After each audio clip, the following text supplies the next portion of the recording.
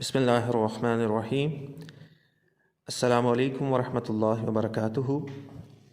عزیز طلباء و طالبات، آپ کو اسلامیات لازمی کے آج کے لیکچر میں خوش آمدید کہتا ہوں۔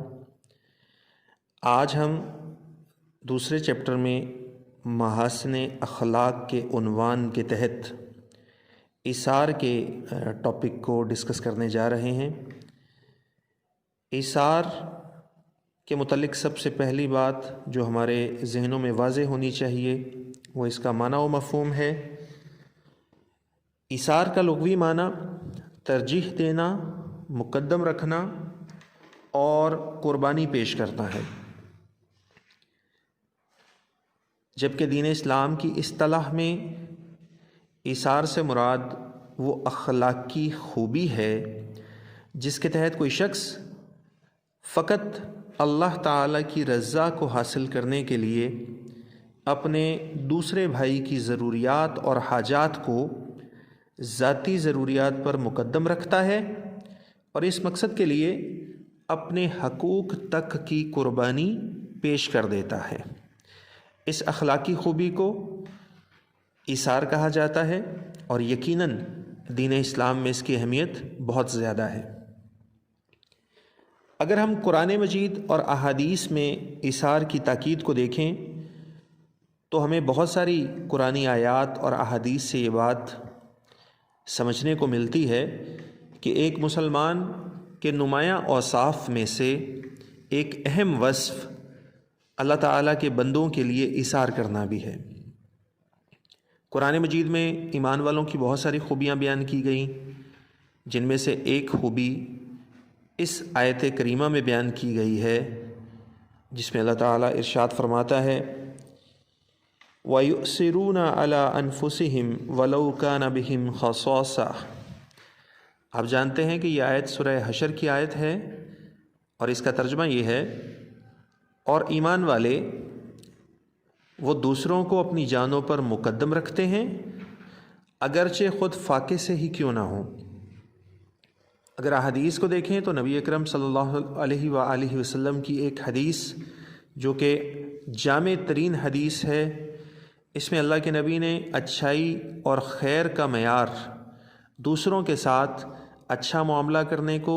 دوسروں کے کام آنے کو، دوسروں کے لیے ایثار کرنے کو قرار دیا ہے۔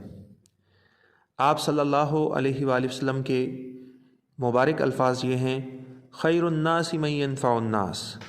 لوگوں میں سے اچھا وہ ہے جو دوسرے لوگوں کو نفع پہنچائے، جو دوسرے لوگوں کے کام آئے، جو دوسرے لوگوں کو فائدہ دے۔ اس کے بعد ہم اسوہ حسنہ سے اگر ایثار کی مثالیں دیکھیں تو بہت ساری مثالیں ہمارے سامنے موجود ہیں، جس میں سے ایک واقعہ ذبح کردہ جانور کی تقسیم ہے جسے ذبیحہ بھی ہم کہتے ہیں۔ ایک مرتبہ رسول اکرم صلی اللہ علیہ وآلہ وسلم نے ایک جانور کو اللہ کی راہ میں قربان فرمایا اور اپنے گھر میں اس کا گوشت بھیجا اس غرض سے کہ اس کو تقسیم کیا جائے۔ گھر والوں نے آپ کے آنے سے پہلے تمام قسم کا جو اچھا گوشت تھا وہ تقسیم کر دیا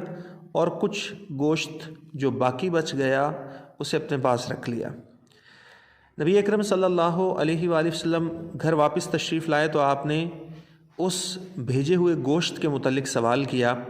تو آپ کی زوجہ محترمہ نے یہ بات آپ کے سامنے عرض کی کہ تمام عمدہ قسم کا گوشت تقسیم کر دیا گیا ہے جبکہ کچھ ناقص قسم کا خراب گوشت باقی ہے۔ تو آپ صلی اللہ علیہ وآلہ وسلم نے ان کا جواب سن کر ارشاد فرمایا، جو تقسیم ہو گیا ہے حقیقت میں وہ رہ گیا ہے، اور جو رہ گیا ہے حقیقت میں وہ چلا گیا ہے۔ مطلب یہ کہ جو اللہ کے راستے میں گوشت تقسیم کر دیا گیا اس کا اجر تو ہمیں مل گیا ہے، اور جو گوشت تقسیم ہونے سے رہ گیا، جو لوگوں پر ایثار کرنے کی غرض سے بھیجا تھا لیکن استعمال نہ ہو سکا، تو یقیناً اس کا اجر ہمیں نہیں مل سکا، تو وہ ہم سے اجر چلا گیا۔ اس سے یہ بات ثابت ہوتی ہے کہ نبی صلی اللہ علیہ وسلم ایثار کو کس قدر محبوب رکھتے تھے۔ اسی طرح ایک مرتبہ آپ صلی اللہ علیہ وسلم کو ایک چادر مبارک ایک خاتون نے ہدیے کے طور پہ پیش کی تو آپ صلی اللہ علیہ وآلہ وسلم نے اس ہدیے کو، اس تحفے کو قبول فرمایا۔ آپ کے قریب بیٹھے ہوئے صحابہ میں سے ایک صحابی نے اس چادر کا آپ سے سوال کر لیا۔ آپ صلی اللہ علیہ وآلہ وسلم نے فوراً وہ چادر مبارک اپنے مبارک بدن سے اتار کر اس صحابی کو عنایت فرما دی۔ دیگر صحابہ نے جب یہ معاملہ دیکھا تو وہ اس شخص کو ملامت کرنے لگے کہ نبی صلی اللہ علیہ وآلہ وسلم کو بھی اس چادر کی ضرورت تھی، تو تم نے اسے کیوں طلب کر لیا، کیوں مانگ لیا؟ تو صحابی نے عرض کیا کہ میں نے اس چادر کو اس لیے آپ صلی اللہ علیہ وآلہ وسلم سے مانگا ہے کہ میں اسے اپنا کفن بناؤں گا اور اس کے ذریعے سے اللہ تعالیٰ مجھے برکت نصیب فرمائے گا۔ صحابہ کرام رضی اللہ تعالیٰ عنہ کی زندگی بھی اثار کے واقعات سے بھری ہوئی ہے۔ اگر ہم مختصراً دیکھیں تو غزوہ تبوک کے موقع پر حضرت ابو بکر صدیق گھر کا سارا سامان لے کر تشریف لے آئے، حضرت عمر فاروق رضی اللہ تعالیٰ عنہ گھر کا نصف سامان لے کر تشریف لائے۔ اسی طرح دیگر صحابہ نے بھی بہت زیادہ کنٹریبیوشن کیا اور انہوں نے بھی اس مارکے کے موقع پر بہت زیادہ جتنا بھی وہ کر سکتے تھے اپنی استعداد سے بڑھ کر مال اللہ کے راستے میں صدقہ کیا۔ اسی طرح ایک مرتبہ ایک صحابی جن کے گھر نبی صلی اللہ علیہ وسلم نے مہمان کو بھیجا تھا کہ وہ انہیں ایک رات اپنے گھر میں ٹھہرائیں اور ان کی مہمان نوازی کریں، تو ان کے گھر میں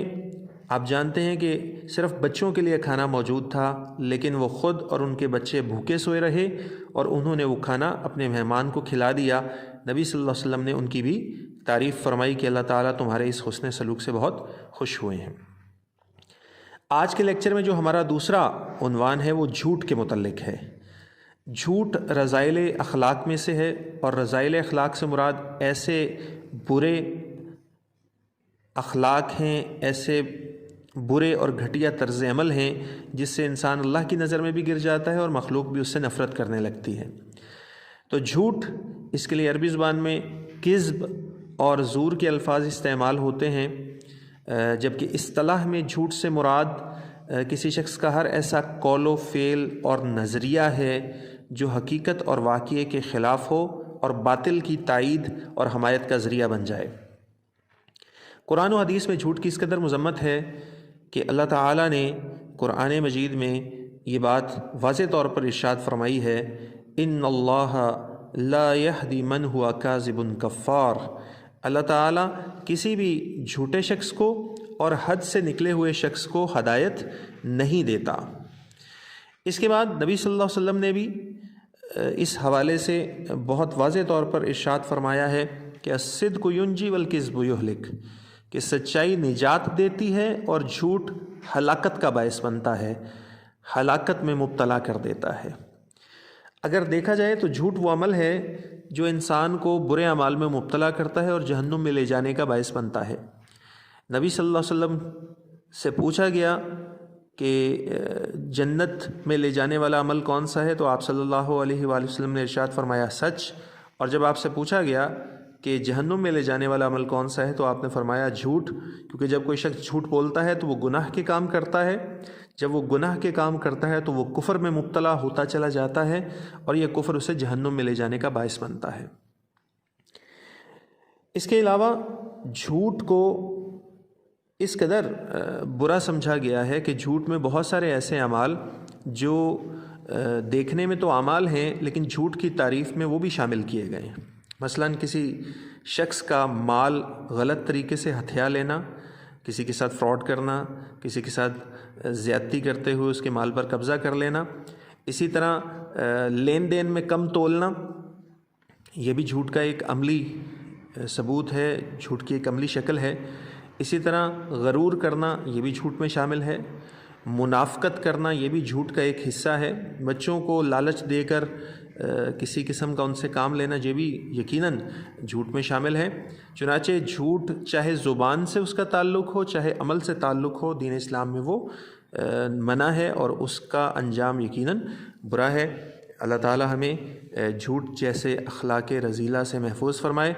اور ہمیں ایثار جیسے اخلاق حسنہ کو اختیار کرنے کی توفیق عطا فرمائے۔ السلام علیکم ورحمۃ اللہ وبرکاتہ۔